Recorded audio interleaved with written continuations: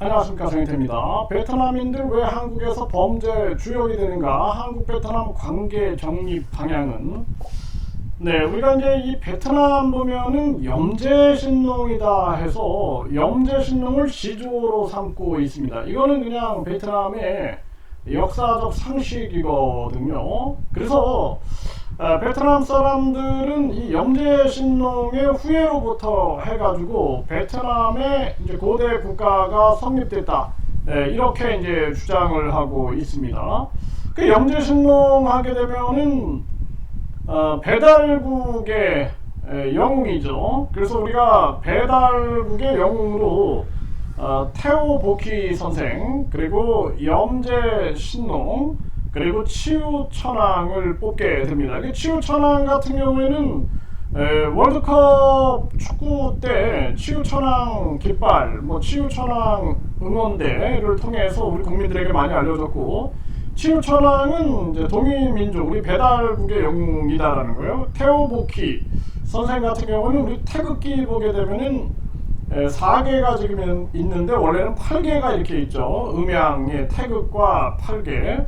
그렇기 때문에 이런 어떤 문화, 그리고 주역, 이러한 부분들, 세상의 이치를 밝히는데 지대한 역할을 했던 분이 이제 태오보키 선생이죠.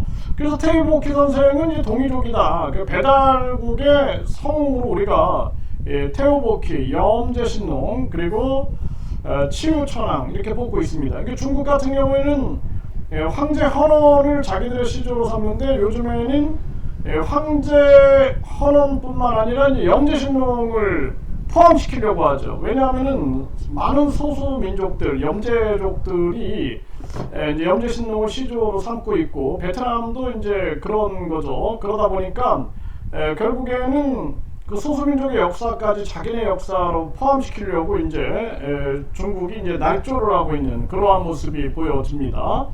그래서 이렇게 이제 베트남과 한국은 굉장히 닮은 꼴이 많아요. 이 전쟁의 역사라든지 중국과 관련된 다양한 역사들, 그리고 우리가 산동성에서 이 배달국의 흔적들이 많이 나오죠. 그런데 이 베트남 같은 경우에도 이 월족들이 결국에는 중국의 남부 쪽에서 이렇게 활동을 하면서, 그러면서 밑으로 이제 남하해가지고 이제 계속 남하해서 베트남 현재 중부의 참파 민족, 그리고 남부의 크메르 민족들, 여기까지 이제 융합을 시키면서 형성한 게 지금의 이제 베트남의 국가다, 이렇게 보시면 됩니다.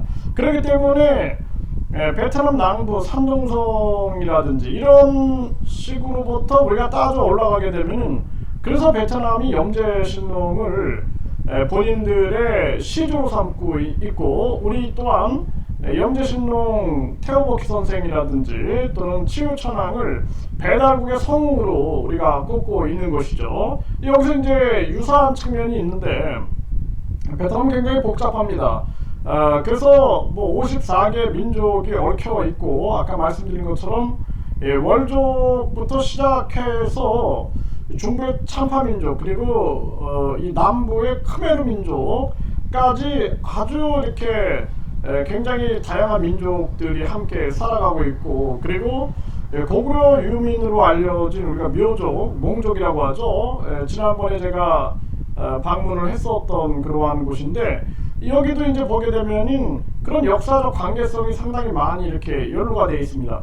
그래서 이제 베트남 사람들이 한국인과 결혼도 많이 하고, 유사성, 유교 문화라든지 또는 부모 가족 중심의 문화라든지 이런 농경 문화라든지 유사성이 많기 때문에 이 결혼도 많이 하고 하는데, 반면에 굉장히 많은 문제가 생기고 있어요. 베트남인이 한국에서 범죄 주역이 되고 있는 그러한 모습을 보여주고 있어요. 그래서 원룸 침입해서 현금 훔친 베트남인 구속됐다, 계속되는 외국인 범죄 해가지고 여기 보게 되면은 또 마약 밀수한 베트남 유학생들이 검거되기도 하고, 또 고리 대부업 도박장 운영한 사람들도 구속이 되고, 이런 것들이 계속 일어나고 있는 거죠. 네, 광주 경찰은 외국인 범죄 집중 단속 베트남 민족 74명을 검거했다. 이거 오늘 보도를 하고 있고, 자국민 등친 베트남 범죄 조직 대부업과 도박장까지 운영을 하고 있다. 네, 이러한 문제들, 네, 필리핀 베트남 공조 수사 저작권 범죄 뿌리 뽑는 정부, 이거 쉽지 않습니다. 제가 베트남에서도 베트남 국립대학에서 제 저서를 3권을 출판을 했는데, 출판하자마자 베트남의 서점에 쫙 깔리더라고요. 저한테 아무런 허락도 없이 그냥 복사해서 쫙 깔아놨더라고요. 제가 그거 보고 깜짝 놀랐던 적이 있습니다. 네, 동포 고열반 베트남 범죄 조직 외제체 명품 호화 생활을 했다.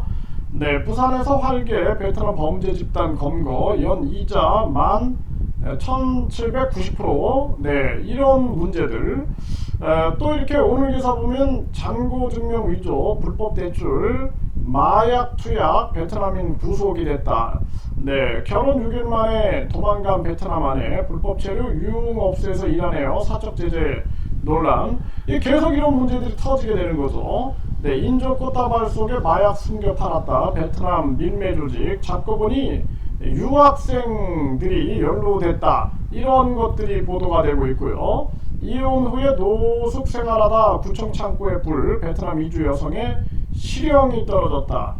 네, 이게 그럼에도 불구하고 이 동신대 연합 베트남 2개 대학의 글로컬 대학 해서 이 캠퍼스를 확보했다. 그 베트남에다가 계속 유학생 유치라든지 이런 게 계속 일어나고 있는 거고, 우리 한국인들은 뭐 베트남의 달랏이나 다낭 이런 뭐 무이네라든지 사파라든지 냐짱이라든지 이런 데 여행을 많이 가고 있죠. 네, 이러한 부분들이 우리에게 좀 많이 알려져 있고, 대기업들도 이번에 베트남 총리가 와가지고 베트남 성공이 삼성의 성공이다 뭐 이러면서 밀착하죠. 한국 성공이 베트남 성공이다. 네, 이러고 있고, 한국의 소주는 베트남에서 굉장히 유명하다 보니 이제 베트남 소주 공장을 건립한다. 해외 매출 3배로 이러면서 이제 2026년에 이것을 또 전개를 하겠다. 뭐 이렇게 지금 얘기들이 나오고 있습니다. 네, 글로벌 비전 2030. 베트남에서는 이 소주 같은 경우에는 상당히 많이 인기를 끌고 있는 그러한 모습이에요. 네, 그래서 2026년 내에 완공돼 곧바로 과일 소주를 연간 100만 상자 생산할 예정이다. 네, 베트남 북부 타이빙성에다가 이렇게 또 소주 공장을 만든다 이러고 있어요. 네, 그런데도 불구하고 또 이렇게 뭐 대기업들은 괜찮습니다. 베트남에서. 그런데 이런 비자 갑질에 교민들이 고통을 받기도 하고, 그리고 이렇게 국가적으로 베트남 핵심 광물 공급망 센터를 설립한다. 뭐 이런 것들은 굉장히 바람직한 모습이에요.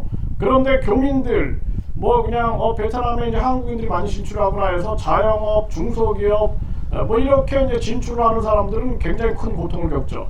네, 그래서 대기업들은 괜찮지만 국가 차원의 국책 사업들은 괜찮지만 중소기업이나 자영업자들은 큰 고통 속에 빠져 있는 게 베트남의 모습입니다. 네, 반부패 사정에 베트남 관광 복지부 등 한국 기업, 교민들 너무하다 이런 얘기들이 나오고 있는 거예요. 한국에서는 이제 베트남 총리가 오니까 K 베트남 밸리에다가 리태조 동상 설치해달라 이런 얘기를 했어요. 그래서 이제 한국에다가 베트남 타운을 만들면서 이 봉화 군수가 리 왕조의 태조 동상을 설치해달라. 이게 베트남에 이제 하노이에 가면 있는데 이게 너무 나간 거 아니냐. 저는 이렇게 봅니다. 이거는 뭐 예를 들어 리용상에 관련된 이런 것들은 괜찮은데 리태조 동상까지는 너무 나간 게 아니냐 이런 생각을 좀 하게 되고요. 네, 리용상은 베트남이 박항서보다 더 사랑하는 코리안이다. 그러니까 이 이용상은 이제 베트남의 리 왕조의 왕자로서 한 고려로 이제 귀화했던 그러한 역사적 인물이죠. 그러다 보니까 봉화군은 베트남 타운 조성사업 청신호 내년도 국비를 반영한다 이렇게 지금 나오고 있는데, 그런데 지금 이 한국 내에서 이 베트남 범죄라든지 또는 대기업들은 또는 국책적인 측면에서는 진출이 되고 있는데 중소기업이나 자영업자들은 굉장히 고전을 면치 못하고 있는 그러한 모습이에요. 그리고 뭐 베트남 범죄에서도 봤던 것처럼 한국도 뭐 한국이나 베트남이나 범죄자들이 있는 것은 당연한 현상들인데 한국인들이 언어를 모르고 접근했을 때는 굉장히 많은 피해를 보게 되는 것이죠.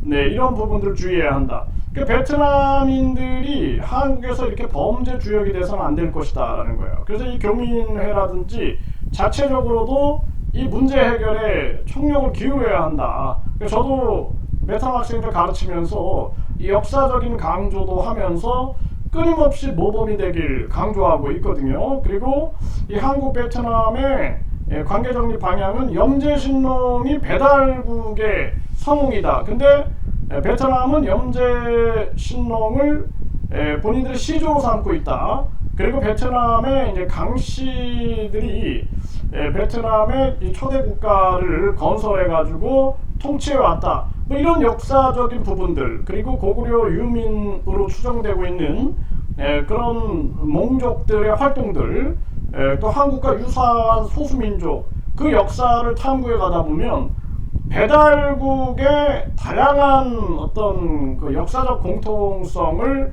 찾아나갈 수 있지 않느냐, 이런 부분들은 굉장히 중요한 거죠. 근데 베트남 같은 경우에는 공산사회주의 국가고 북한과 굉장히 밀접해 있다라는 거 우리가 잊어서는 안 되고, 그리고 중국이나 러시아나 미국, 일본, 한국 사이에서 대나무 외교를 하는 거죠. 뿌리는 튼튼하게, 줄기도 튼튼하게, 그러나 가지들은 유연하게 흔들리고 있죠. 이런 대나무 외교에 대해서 그러니까 자신들의 국익을 위해서는 대나무 외교를 하고 있는 사람들이다라는 것을 알게 되면 그들의 어떤 본심이라든지 이러한 측면들은 가늠하기는 쉽지 않다라는 것을 우리가 분명히 인식을 해야 합니다. 하지만 역사 문화적인 측면에서는 상당히 접근 가능성이 많다. 그리고 지금 봉화군에서 하고 있는 리용상에 대한 이 역사 공유 추진, 이러한 부분들은 긍정적이고, 이러한 것을 가지고 우리가 외교로 적극적으로 활용할 수 있는 부분들이 많죠. 그러나 너무 나가서도 안 될 것이고, 균형을 잡아야 할 것이고, 또 우리 국익에 우선해 가지고 추진해야 할 부분들은 그렇게 가야 한다, 이렇게 말씀을 드립니다.